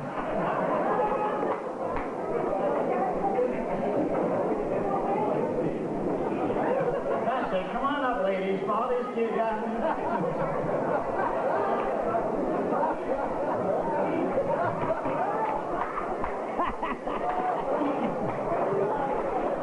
I told you he was a ladies' man.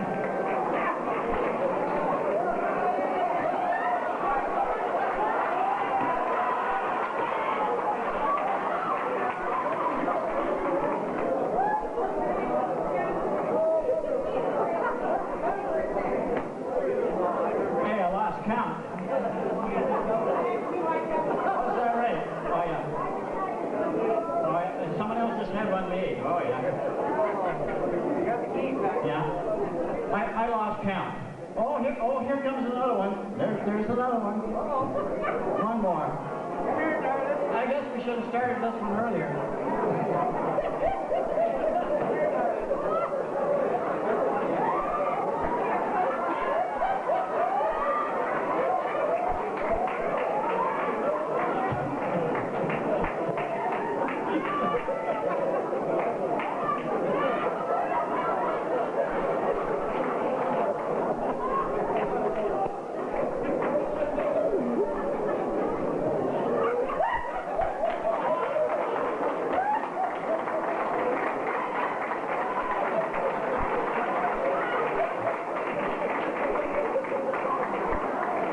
Chef, are you still breaking hearts?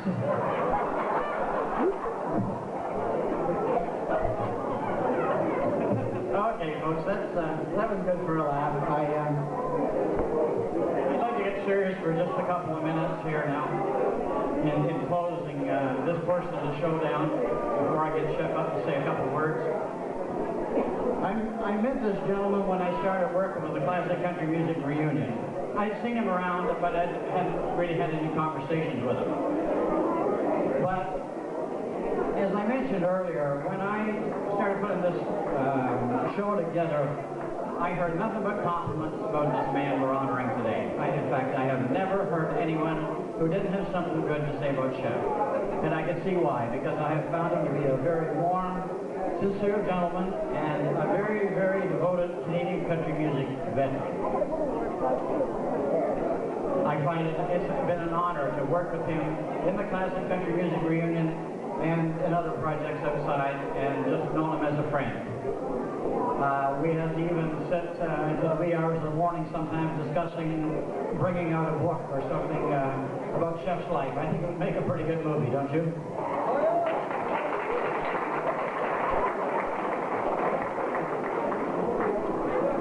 At this time, I'd like to get the birthday boy up here to take a few swipes at those of us that were laughing at his expense today. I think he was a little nervous this morning, even though he's a veteran of the stage performing. It's not every day that someone has to get up and say things in front of a lot of their peers, but here's the gentleman. I'm sure, as always, he'll do a good job. Mr. Chef Adam.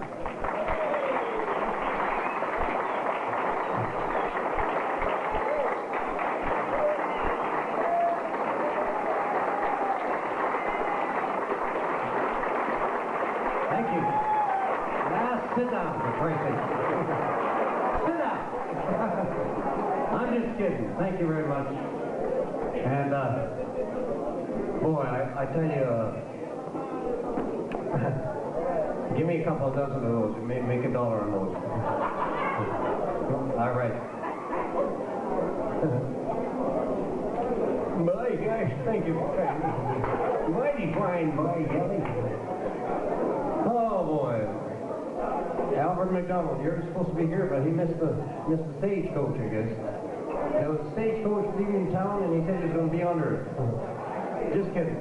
Ladies and gentlemen, I'd like to say good afternoon to everybody, and thanks so much for coming. And I just can't express my feelings right now, how great it makes me feel to know that in our Canadian business of country music, we have so many loyal people that are entertainers, friends, come up to see an old son of a gun like me, so to spend my 70th birthday and 50 years in the music business.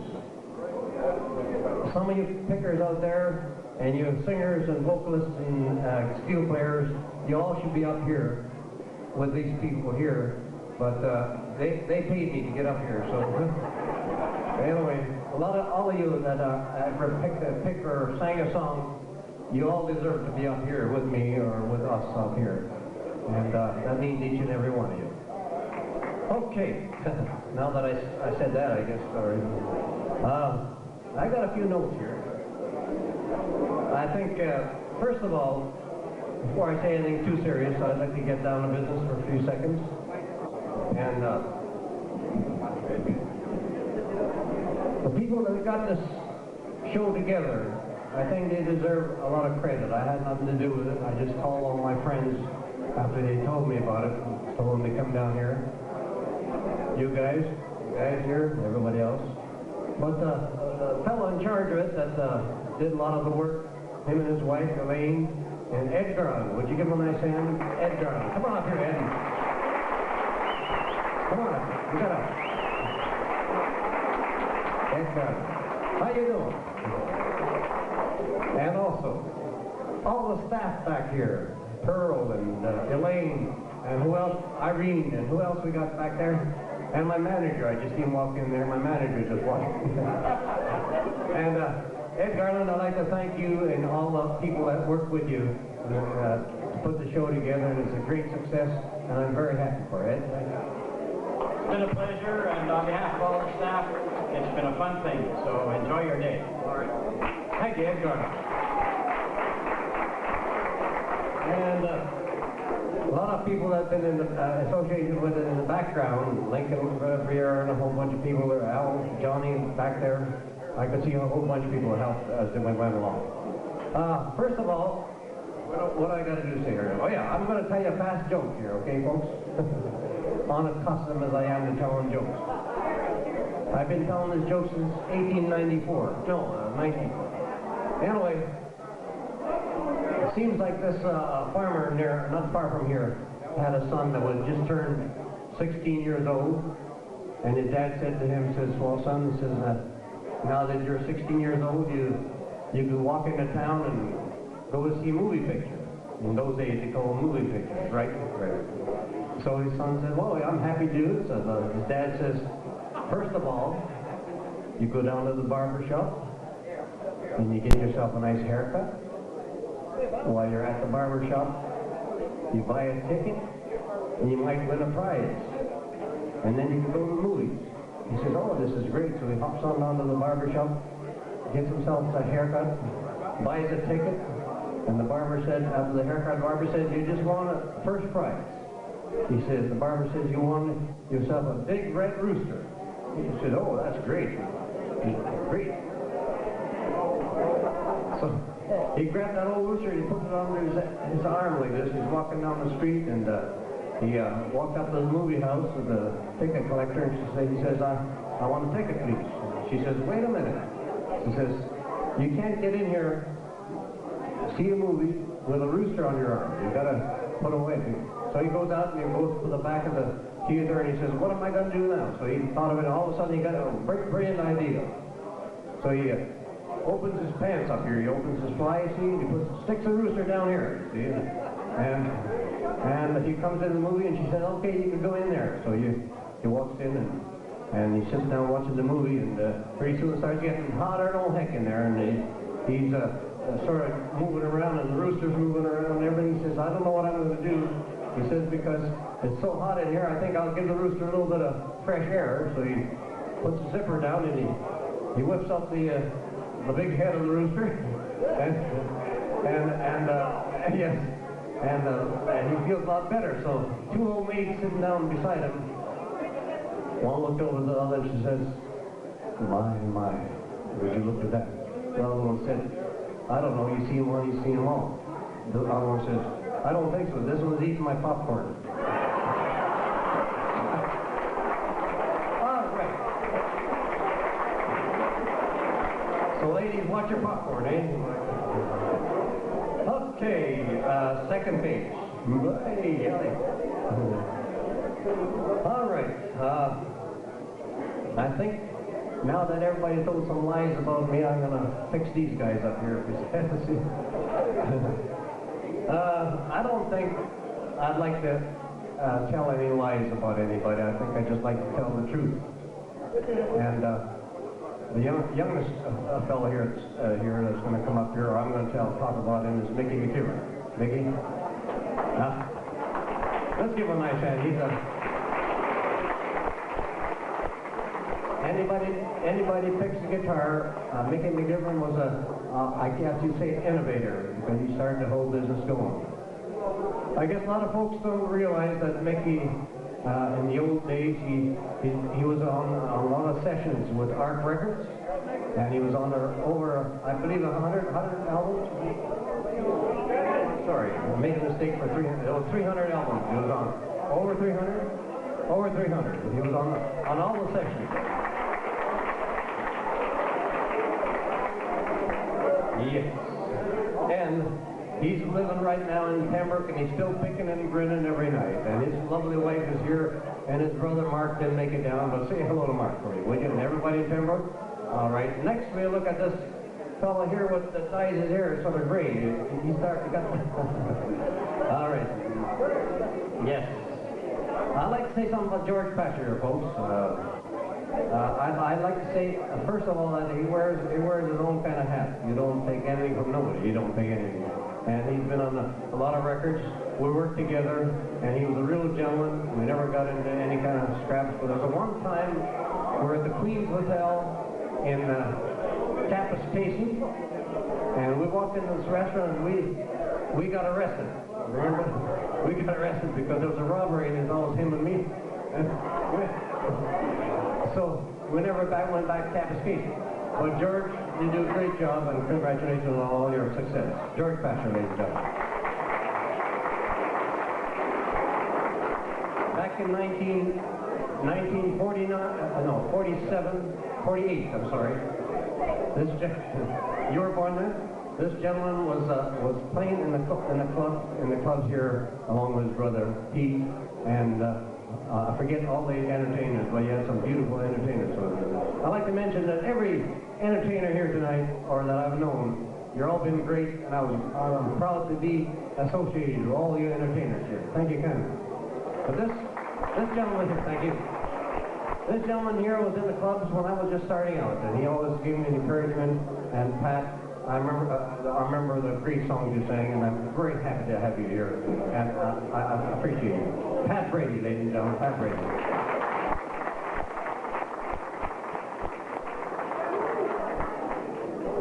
And there it is. There it is. When you got it, boy, you got it.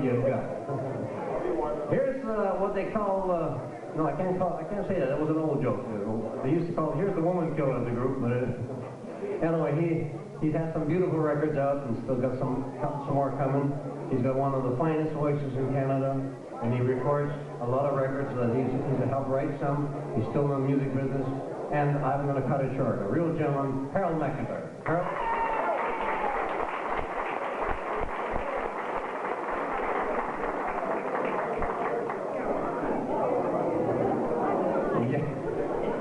You didn't think it'd come around to you, eh? All right, there's a few things I can tell about Carol Burns, but I don't know, that's sort of a musician joke there, I don't know. Anyway, we worked together for a while, and we're on the road with Carol and Slim Andrews and a lot of the people that aren't around anymore, and we sort of wish them, I can't say much about them because they were all friends of ours.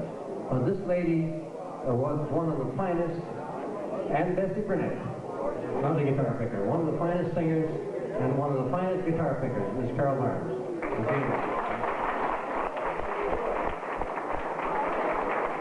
And that, ladies and gentlemen, I'd like to acknowledge somebody else here. Just the past, I know a lot of my family is here. My daughters and my sons are here, and sure. All right. All right. Tracy, where are you? Tracy. This first guy coming up here with the short hair. It's the first time I've seen him in about 5 years. He's flew from Vancouver.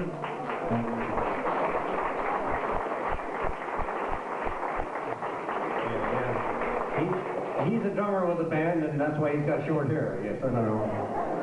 He's a good old boy, and his name is Randy. Randy, let's see.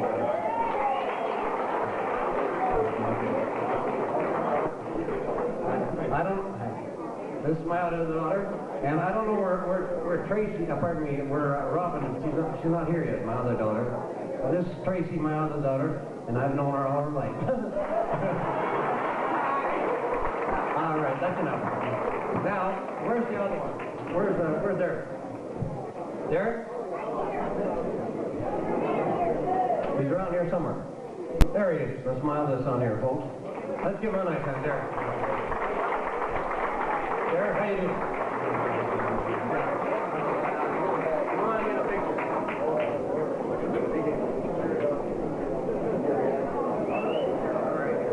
Okay, stay up here. Stay up here. Stay up here. Also, all my relatives in the States, I got a lot of relatives in the States, they send me wires and around. My sister May in Yorkton, Saskatchewan, and her family sent us all wires. And my sister in let's see, where's it?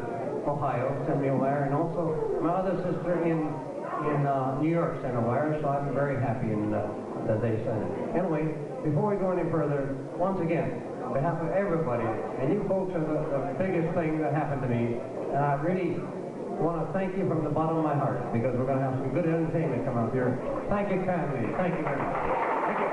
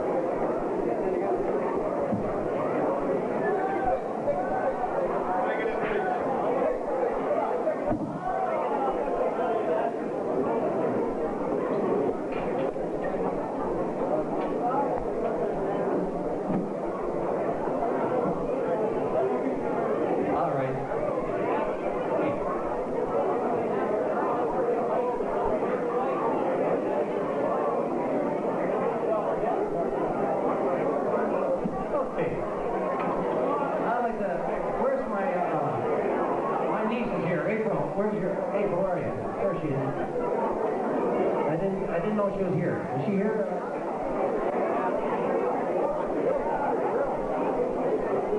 Where is she? Hi, April.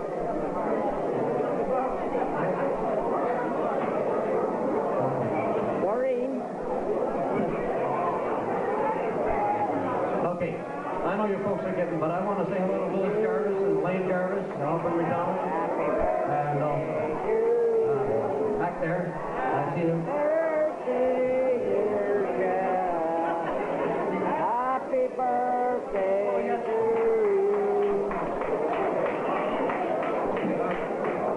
All right, you all got to sing happy birthday now. 1, 2, 3, go. Everybody. Happy birthday to you. Happy birthday to you.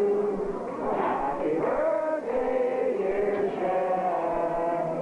Happy birthday to you. May you live 100 years. May you drink 1,000 beers. Get plastered, you. Happy birthday to you.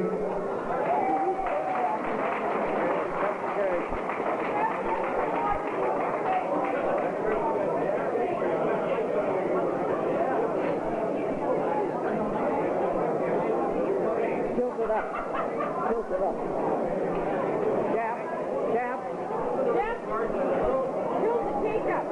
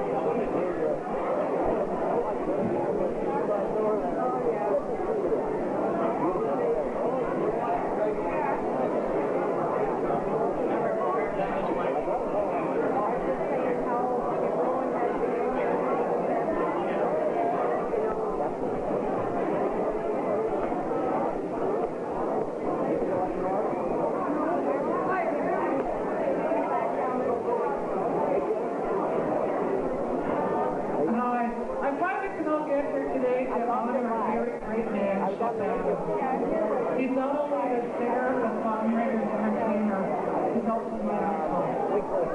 It's with pride that I say the words I say today. He grew up in Saskatchewan, and probably already knew, during the Great Depression. He learned how to play guitar on my dad's Long Ranger.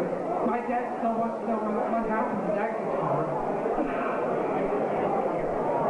Ever made a living at music, I don't know, because my early childhood memories of Chef, where it's been, always in my kitchen. I don't know how many nights a week, Chef and his band would show up, and we always had music. And I think it's to that I can attribute my great love of music. And I'm very proud to say, Chef, congratulations today on having 50 years of country music and 70 years of life. 120 years is so hard to sum up into a few short sentences.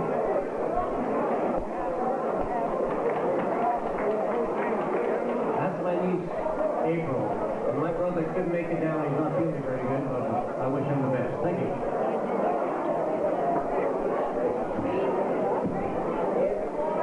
Okay, folks, we're going to take an intermission at this point, clear away the tables and one thing another, and then we're going to, the band, the Burnt River Band is going to be on here to start some music. When you come in today, we had you sign in on a list at out near the entrance, and we'll be getting folks up to do a song during the course of the show. We hope to get each and every one of you to put your name down up. If not, please don't feel slighted.